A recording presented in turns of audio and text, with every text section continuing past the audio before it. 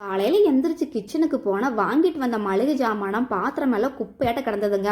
இதையெல்லாம் க்ளீன் பண்ணாமல் சமைக்கவே முடியாதுன்னு முடிவு பண்ணிட்டு ஃப்ரிட்ஜ் ஓப்பன் பண்ணனா எக்கும் பிரெட் இருந்ததுங்க. ஸோ குழந்தைகளுக்கு ஃபஸ்ட்டு பிரெட் ஆம்லெட் போட்டு சாப்பிட கொடுத்துட்டு வீட்டுக்கு ஃபஸ்ட்டு க்ளீன் பண்ண ஆரம்பிச்சுட்டேங்க. எங்கள் வீட்டுக்கார ஒரே ஒரு பிரியாணி மட்டும் வாங்கிட்டு வர சொல்லிட்டேங்க.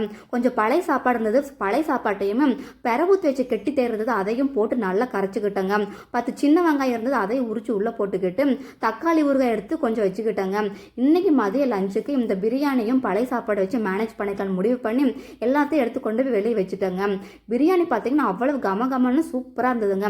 ஆனால் எங்கள் பாப்பா பிரியாணி வேண்டான்னு சொல்லிட்டு நல்லா சின்ன வெங்காயத்தை கடிச்சுக்கிட்டு பழைய சாப்பாடை சாப்பிட ஆரம்பிச்சுட்டாங்க. மற்றவங்க எல்லாரும் பார்த்தீங்கன்னா பிரியாணி ஒரு பிடிக்க ஆரம்பிச்சுட்டாங்க. இந்த பழைய சாப்பாடு பிரியாணி காம்பினேஷன் உண்மையாலுமே அவ்வளவு சூப்பராக இருந்ததுங்க. எங்கள் பாப்பா ஒரே ஒரு வா மட்டும் பிரியாணி சாப்பிட்டுட்டு என்ன நினைச்சாங்களோ தக்காளி ஊறுகாய் தொட்டுக்கிட்டு மறுபடியும் பழைய சாப்பாடு சாப்பிட ஆரம்பிச்சுட்டாங்க.